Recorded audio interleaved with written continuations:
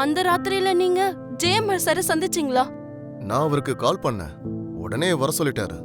விஷயத்த சொன்னேன். உன்னதான் ரொம்ப திட்டினாரு. என்கிட்ட உதவி கேட்க லக்ஷ்மி ஏன் தயங்குறான்னு கேட்டாரு. அவருக்கு நீ செஞ்ச உதவியை வச்சு பார்க்கும்போது இது ரொம்ப சின்ன விஷயம்னு சொன்னாரு. அதுதான் அவரோட பெரிய மனசு. அது மட்டும் இல்ல லக்ஷ்மி, எல்லாருக்கும் உதவி செய்யற உன்னுடைய நல்ல மனசு. நீ செஞ்ச நல்ல விஷயம்தான் இப்ப உனக்கு நல்லது பண்ணிருக்க. நீங்க சரியா சொன்னீங்க அர்ஜுன். அன்னைக்கு இவ்வளவு கஷ்டம் இருந்தோம் அவங்க இப்படி சிரிச்சிட்டு இருக்காங்கன்னா அவங்க செஞ்ச நல்லதுதான் காரணம். போதும் விடு விவேக், 2 பேரும் சேர்ந்து என்ன முருங்கை மரம் ஏறி வைக்கிறீங்க. You deserve it Lakshmi. எதுக்கு? முருங்கை மரம் ஏறி கிளை உடைஞ்சு கீழே விழுந்து கை கால் உடையறதுக்கா? நீங்க என்னைக்கும் கீழே விழ மாட்டீங்க அண்ணி. ஏன்னா எப்பவும் நீங்க கூட இருக்கிறவங்கள சந்தோஷமா பாத்துப்பீங்க.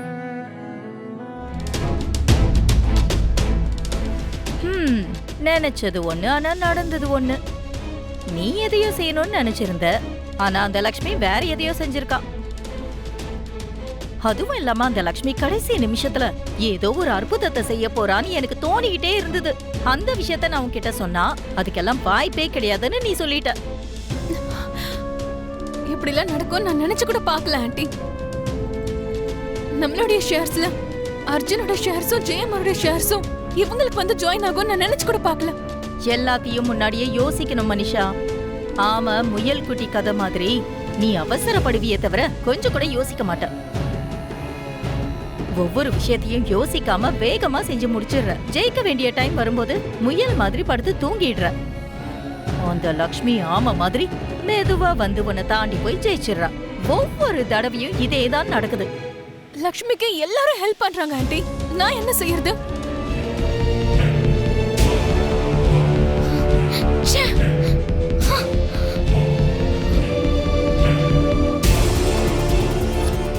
ஜேஎம்ஆர் சாருடைய ஷேர்ஸ், அவருடைய ஷேர்ஸ் 40%.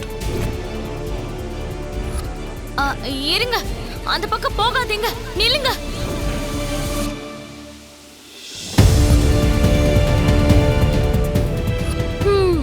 இந்த மாதிரி சேர் வேணும்னா கடையில பணம் கொடுத்து வாங்கிக்கோ.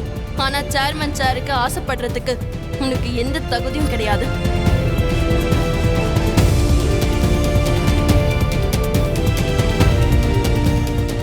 கதவு திறக்க முடியலையே மேடம். அதான் காரை எடுக்கட்டுமான்னு கேட்டேன். என்ன பார்த்தா உனக்கு கிண்டலா இருக்கா? இல்ல மேடம், பாவமா இருக்கு. உங்க ஓவர் கான்ஃபிடென்ட் நினைக்கும் போது கஷ்டமா இருக்கு. What do you mean? நான் உங்க அப்பாவோட காலத்துல இருந்து நம்ம கம்பெனில ஒர்க் பண்ணிட்டு இருக்கேன் மேடம். அவருக்கு கோபம், திமிரு இப்படி நிறைய இருந்தது. ஆனா அவர் ஒரு விஷயத்தை செய்யறதுக்கு முன்னாடி 100 தடவைக்கு மேல யோசிப்பாரு மேடம். ஆனா உங்ககிட்ட அது இல்ல மேடம். அந்த மனிஷா மேடம் பேச்சை கேட்டுக்கிட்டு எதை பத்தியும் யோசிக்காம அந்த லக்ஷ்மியை எதிர்த்திருக்கீங்க.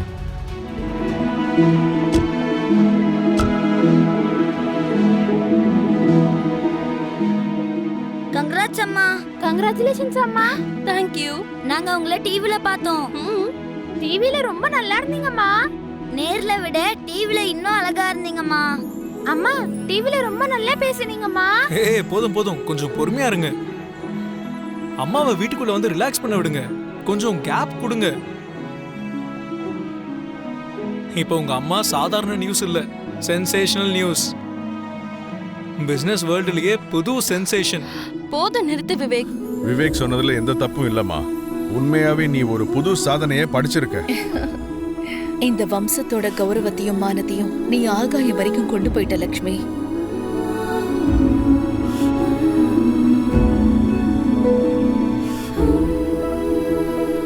இப்ப நடந்தது எல்லாமே ஆஞ்சநேய சுவாமியால தான் நடந்தது பாட்டி. ஆமா, ஆஞ்சநேயர் சுவாமி அம்மாக்கு ஹெல்ப் பண்ணிருக்காரு. நாங்க சுவாமிக்கு தேங்க்ஸ் சொல்லணுமா? கண்டிப்பா சொல்லலாம். ஆனா உங்க சாமி எங்க? சுவாமி எல்லா நேரத்துலயும் வர மாட்டாரு தாத்தா. பசங்க உனக்காக ராமநாமம் எழுதுனாங்க லக்ஷ்மி. அதனாலதான் ஆஞ்சநேயர் சுவாமியை பத்தி பேசுறாங்க. இல்ல பாட்டி, நிஜமா ஆஞ்சநேயர் சுவாமி வந்து எங்க கிட்ட சொன்னாரு. அதெல்லாம் சொல்லக்கூடாது. சுவாமி எல்லாரும் முன்னாடி வரமாட்டாரு. வாலக்கி, நான் போய் அப்பாவை கூட்டிட்டு வந்துடலாம். விவேக் வாங்க உள்ள போலாம். வாங்க.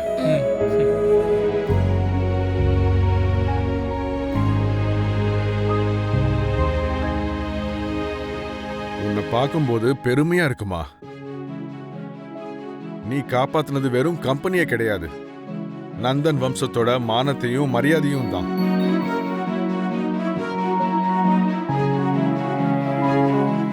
இன்னைக்கு நீ ஜெயிச்சிட்டு வந்தது சேர்மன் சேர கிடையாதுமா, இந்த சாம்ராஜ்யத்தோட சிம்மாசனத்தையும் உன் புருஷனோட கிரீடத்தையும் நீ ஜெயிச்சிட்டு வந்திருக்க.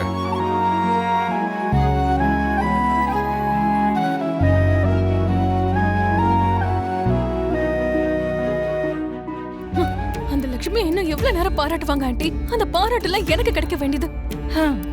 அவங்க அந்த லக்ஷ்மிய மட்டும் பாராட்டல, இன்டைரக்டா உன்னையும் என்னையும் தீட்டிட்டு இருக்காங்க. முதல்ல வலது கால் எடுத்து வச்சு உள்ள வா லக்ஷ்மி. ஜானு வா.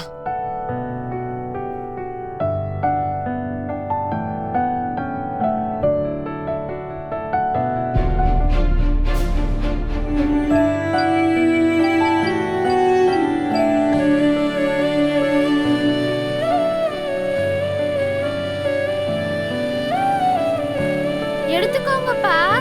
அம்மாவோட சக்சஸ நம்ம எல்லாருமே செலிப்ரேட் பண்ணணும். எடுத்துக்கோங்க.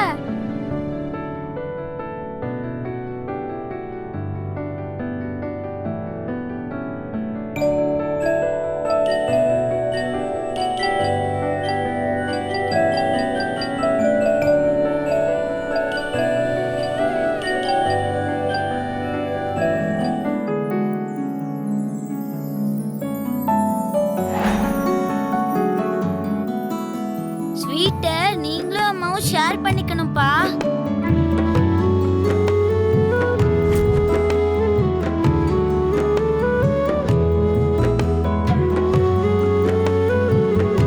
இது உங்க ரெண்டு பேருடைய சக்சஸ்.